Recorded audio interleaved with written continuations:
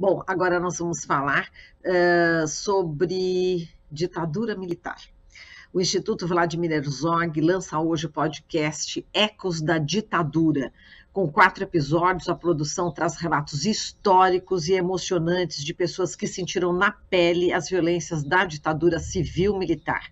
A iniciativa é parte da luta do Instituto para que a memória, a verdade e a justiça sejam garantidas no nosso país. E a gente vai falar sobre esse assunto com a Gabriela Oliveira de Abreu, historiadora formada pelo Instituto de História da Universidade Federal do Rio de Janeiro e mestre em História Comparada pela UFRJ. No Instituto Vladimir Herzog, ela coordena justamente essa área de memória, verdade e justiça. Oi, Gabriele, bom dia, seja muito bem-vinda. Oi, Marilu e todos, todas, todes. Bom dia, é um prazer estar aqui de novo. Obrigada.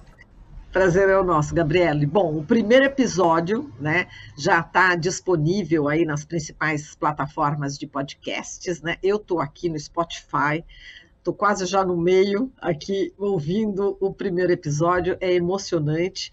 Traz o relato aí do jornalista Sérgio Gomes, o Serjão, né, que conta com detalhes como que era o movimento de resistência na época e também as torturas sofridas durante os meses em que ele esteve preso, né? E eu gostaria que você falasse um pouquinho sobre esse primeiro episódio, né? É realmente histórico, vale a pena.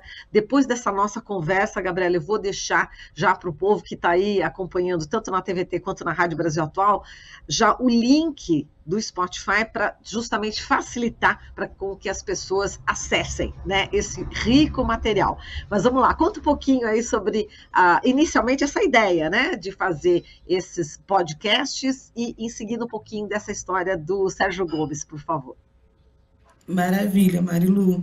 Bom, então, a gente sabe que aqui no Brasil, mesmo passado tantos anos após a ditadura, primeiro a gente ainda vive vários resquícios daquele período, principalmente em termos de violência e violação de direitos humanos, mas mesmo ainda vivendo nesse contexto, ainda que num Estado democrático de direito, a gente sabe que muitas pessoas ainda tendem a relativizar, minimizar os efeitos da ditadura na vida das pessoas, sobretudo em termos de repressão. Então, minimizam a questão da tortura, a questão dos desaparecimentos forçados, o impacto dos assassinatos, das torturas, não só na vida das vítimas, mas de todas as famílias, toda a rede de sociabilidade dessas pessoas.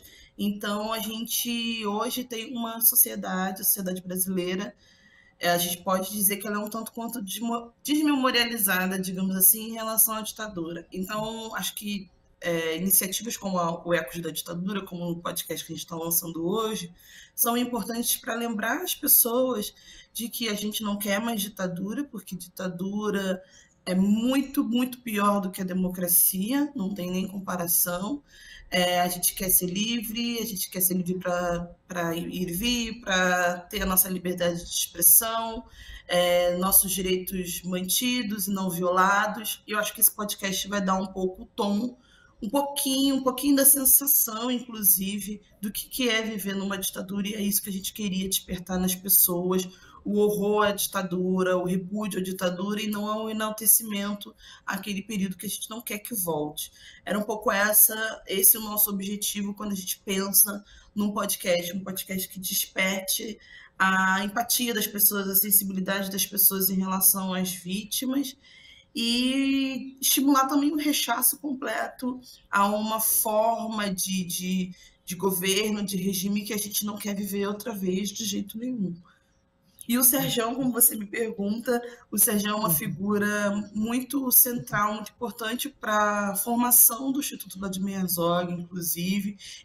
Podemos sim acreditá-lo como um dos fundadores da instituição, junto com os familiares do Vlado e outros amigos do Vlado também, outros parceiros de vida do Vlado. O Serjão foi um jornalista, assim como Vladimir Herzog, esteve preso no DOI-CODE no mesmo período que o Vlado, e segundo relatos, tanto do Serjão quanto de outras pessoas que estiveram no DOI-CODE no mesmo momento em que o Vlado foi assassinado e, consequentemente, assassinado, ao que tudo indica, o Serjão estava numa cela, se não ao lado do Vlado, uma cela muito próxima ao Vlado, enquanto ele era torturado. Então, são histórias de vida que, de fato, foram muito atravessadas, infelizmente, nesse contexto. Então, o Serjão é essa figura muito aguerrida, que há mais de 50 anos está aí no fronte das reivindicações por maiores elucidações do nosso passado ditatorial, no fronte das reivindicações por fortalecimento da nossa democracia e pelo fim das violações de direitos humanos no Brasil. Então, o Serjão é uma figura muito importante para a história do nosso país, sobretudo em relação à ditadura. Está, felizmente, em 2022 vivo, para poder narrar para a gente ainda o quão ruim foi viver naquele período e quanto para ele as consequências foram muito drásticas, ainda que felizmente não tenha sido assassinado, mas foram consequências muito drásticas, de muito terror, de muito medo. Então eu convido a todos a ouvirem esse relato do Serjão, que corajosamente, ainda tantos anos depois, se dispõe a rememorar tudo que ele sofreu, tudo de ruim que ele sofreu, para que eu, hoje, no alto dos meus 26 anos, que não vivi a ditadura, possa ouvir aquele relato e chegar a essa constatação de que, de fato, a ditadura não dá, a ditadura nunca mais. A gente prefere 1000 vezes a democracia e é por ela que a gente segue lutando. E é incrível, né, o que o Serjão fala. Eu vou dar aqui um pouquinho um spoiler, né, mas enfim, não vou contar tudo não. Mas logo no começo, ele é filho de portugueses, né? Então o pai dele veio aqui justamente na época da Segunda Guerra Mundial.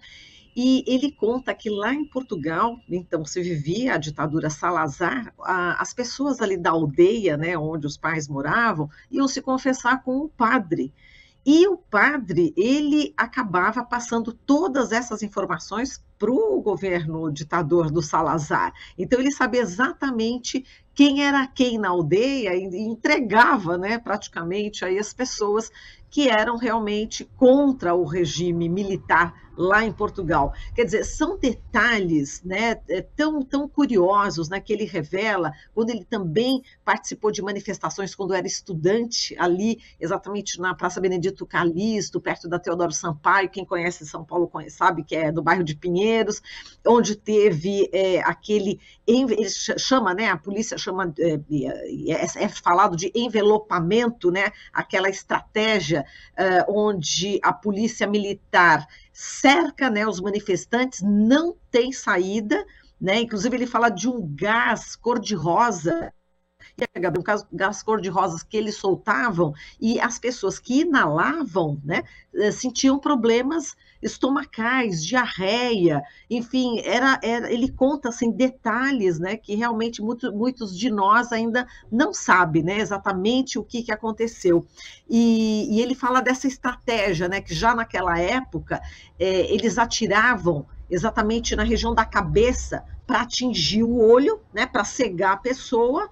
E, enfim, e conta a história de que ele viu, né, de um dos colegas ali sendo alvejado por tiro de borracha na cabeça. E ele faz essa conexão com 2013, quer dizer, o que aconteceu lá, né, na década de 60, aconteceu nas manifestações de 2013. É muito rico, né, o depoimento, esse primeiro depoimento do Sérgio Gomes, né, Gabriele? Muito. Você falou a palavra que eu te ouvindo estava pensando. É um relato que conta com muita riqueza. São detalhes da repressão durante a ditadura, mas é uma história de vida atravessada por muitos momentos importantes da história do nosso país, né? O que ele não só do nosso país, mas inclusive de Portugal, como ele traz, e de outros países que têm uma relação com o Brasil, que atravessaram a história dele.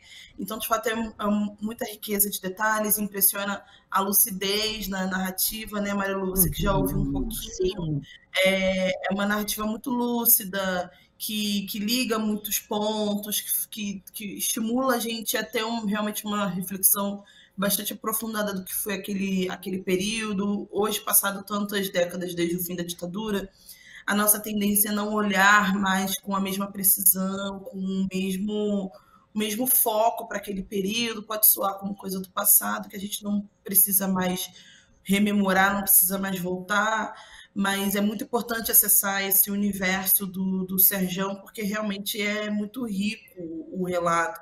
E não é rico porque hoje ele é um senhor de idade, que viveu muitos anos, não é exatamente por isso, é mesmo pelas circunstâncias de vida e por tanta coisa que ele passou em todos esses anos. Então, é uma aula de história, uma aula de mundo, história do mundo. Realmente impressiona a riqueza de detalhes da narrativa do Serjão. Verdade. Gabriele, falando desse envelopamento, né, que, enfim, a polícia cerca, né, os manifestantes, eu, como repórter, né, passei por isso em 2013, e é aterrorizante. A gente batia nos prédios, assim, a gente pedia para os zeladores abrirem, pelo amor de Deus, o portão, para a gente poder se proteger, porque não tinha não tinha saída mesmo. Por onde a gente olhava, a gente corria, tinha a barreira policial. Então, quer dizer, tem essa conexão com o que a gente viveu nesses últimos anos, né, com o golpe da presidenta Dilma Rousseff, enfim, com tudo que está acontecendo na história hoje, não é, Gabriele? Com certeza, com certeza. E chama atenção essas similaridades, né, Marilu? Mas eu acho que sempre é importante a gente destacar que, embora o relato do Serjão, quando ele fala da ditadura, e o relato, quando ele fala já de fatos pós-redemocratização, apesar dessa similaridade, a gente vive num Estado democrático de direito e é por ele que a gente tem que lutar. Hoje a gente pode, ao menos em tese, acionar instituições, acionar legislações que não nos respaldavam durante a ditadura. Então, ainda que hajam essas similaridades essas que, inclusive, só são possíveis, só se dão porque a gente não conseguiu superar completamente o período da ditadura, ainda que haja essas similaridades, acho que é importante a gente sempre destacar que hoje o que a gente vive é a democracia e é por ela que a gente está lutando. Existe uma diferença muito grande entre viver arbitrariedade em meio a uma ditadura e viver arbitrariedade em meio à democracia. Em tese, a gente pode ainda recorrer a instituições, a normas, a um rol amplo de direitos que naquele período a gente não podia recorrer, não podia acessar. Eu acho que é sempre bom demarcar essa diferença. Se hoje a gente ainda vive essas heranças negativas daquele período, não é porque a democracia e a ditadura, no fim, são a mesma coisa. É porque hoje no Brasil, ainda que seja um Estado democrático de direito, a gente ainda precisa conviver com diversas heranças negativas daquele período, porque não superamos a ditadura, no fim das contas. Então, ainda que hajam a gente possa fazer esses parâmetros, né, essas comparações, a gente vive num Estado democrático de direito, sem dúvida nenhuma, ainda com muitos percalços, ainda com a gente tendo que reivindicar muito, que lutar muito, suar muito para garantir a democracia e os nossos direitos, a gente ainda vive num contexto muito mais favorável aos movimentos sociais, às lutas populares do que naquele período. Isso precisa ser demarcado. Sem dúvida. E, Gabriele, além do relato do Serjão, né, que a gente chama ele carinhosamente, Sérgio Gomes, quais outras histórias que compõem o podcast? Bom, a gente tem, sem dar muito spoiler também, para a gente poder, para deixar um gostinho em vocês. Sim, Mas a gente tem para as claro. próximas semanas os relatos do Anivaldo Padilha, uma figura muito importante, um intelectual, e também um militante já há muitos anos e que, à época da ditadura, foi também preso e torturado. O Anivaldo é um religioso do segmento evangélico, mais progressista, então é de suma importância que hoje, em 2022, com toda a relação, né, entre religião e política que se fortaleceu nos últimos anos, é muito importante a gente poder ouvir um evangélico progressista falando. E a gente vai ter também, nas próximas semanas, o depoimento, o relato da Lúcia Murat, que também foi presa, também foi torturada. Hoje, uma das maiores cineastas, não hoje, né, já há algumas décadas, uma das maiores cineastas do Brasil. Então, por hora, eu só vou falar esses dois nomes para vocês ficarem com um gostinho, acompanhar e ouvir todos os relatos. Nosso objetivo é lançar um por semana. Então, hoje, estreando a nossa nosso podcast, o Ecos da Ditadura. A gente tem o depoimento do Sérgio Gomes, e nas próximas semanas teremos Anivaldo Padilha, Lúcia Murat e alguns outros que eu vou deixar aí na imaginação de vocês. Exato. O Nivaldo Padilha é o pai, né, do ex-ministro da Saúde, né, o Padilha, né? Para além de tudo Agora, isso, ainda é pai do Grande Padilha. Agora, Gabriele, me fala uma coisa, a gente está a poucos dias aí do primeiro turno das eleições, né, com possibilidade de derrota do atual presidente, que já exaltou a ditadura militar em diversas ocasiões, né? Para além de uma mudança de governo, quais medidas ainda são necessárias para que o Brasil deixe de ser aí um país sem memória? Bom, os últimos 4 anos têm sido anos muito difíceis, né, Marilu? No que diz respeito à memória, verdade e justiça, mais especificamente, vários dos instrumentos, dos mecanismos que nós havíamos construídos nas últimas décadas foram completamente desmantelados, destruídos, se não findados 100%, foram negligenciados, foram boicotados, como o Mecanismo Nacional de Combate à Tortura, por exemplo, que foi é um mecanismo relativamente recente, instituído em 2013, mas que fazia um trabalho importante de diligência, de investigação em alguns espaços importantes, como presídios, asilos, espaços socioeducativos, identificando onde havia tortura nesses espaços e tentando romper com isso, combater essas práticas no Brasil. Hoje esse mecanismo foi totalmente negligenciado, boicotado, existe, mas a duras penas. Então, o exemplo do mecanismo de combate à tortura é só um do quanto, nos últimos 4 anos, medidas como essas, instrumentos como esses, foram completamente negligenciados mesmo, deixados de lado. Então, acho que a gente vai espera entrar a partir do próximo ano, num esforço por reconstrução, em relação a várias frentes de atuação, mas, sobretudo, em relação às políticas que versam sobre memória, verdade e justiça. Eu acho que são muitas as medidas necessárias, a gente vai precisar de bastante trabalho.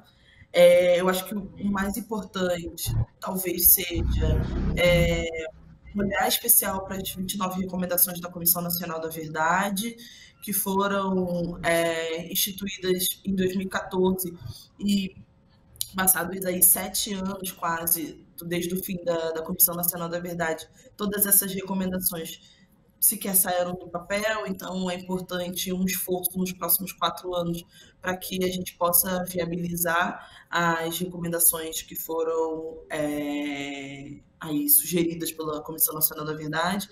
Eu deixaria esse como um caminho importante, necessário e super urgente para a gente poder consolidar nos próximos 4 anos, mas vai ser um trabalho muito hercúleo, Marilu, isso a gente sabe, porque os últimos 4 anos foram 4 anos de completa destruição, né, de todas as políticas importantes relacionadas a direitos humanos, relacionadas à superação da ditadura, que foram totalmente desmanteladas. Então, a gente tem muito trabalho pela frente. Mas, enfim, estamos esperançosos de que finalmente agora será possível encaminhar uma agenda aí de direitos urgente e importante para todos nós. Agora, Gabriele, no minutinho final aqui, o Instituto Vladimir Herzog possui aí uma longa história de defesa da memória, verdade e justiça quando se trata de crimes da ditadura militar. Quais outros projetos do Instituto podem auxiliar na construção de uma memória coletiva sobre esse passado? Bom, o Instituto, sobretudo na área de memória, verdade e justiça, a gente tem empreendido nos últimos 13 anos várias iniciativas, ações que vão nesse caminho de estimular uma reflexão crítica sobre o que foi a ditadura, e estimular também uma valorização da democracia e dos direitos humanos. Então, a gente tem muitos trabalhos que versam sobre isso. Eu destacaria o cotidiano da ditadura, que nós já falamos aqui em outras edições do programa, esse projeto que fizemos em parceria com o Museu da Pessoa, onde a gente relata, compartilha, na verdade, 15 histórias de vida de pessoas que vivenciaram a ditadura a partir das periferias de São Paulo, então possui uma outra leitura, uma outra visão sobre o que foi a ditadura. A gente tem Mulheres que Lutam por Memória, Verdade e Justiça, onde a gente também compartilha histórias de mulheres que hoje lutam pela memória de seus filhos assassinados pela violência de Estado, mortos pela violência de Estado. Então, a gente tem Memórias da Ditadura, que é um grande portal que hoje reúne o maior acervo online sobre a ditadura militar da América Latina. Então, recomendo que acessem. Esses nossos projetos podem ser facilmente achados através das nossas redes sociais ou através do nosso site institucional. São algumas das ações que a gente tem empreendido para rechaçar mesmo o período da ditadura, superá-lo completamente e estimular essa valorização da ditadura da democracia e dos direitos humanos.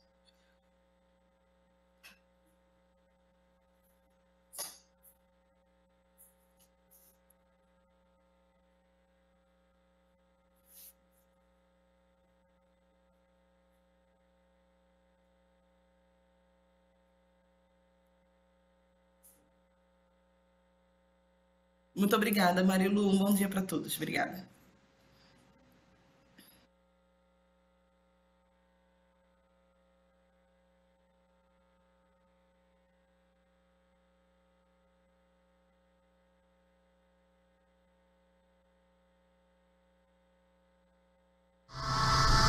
Estamos apresentando Jornal Brasil Atual. As notícias que os outros não dão.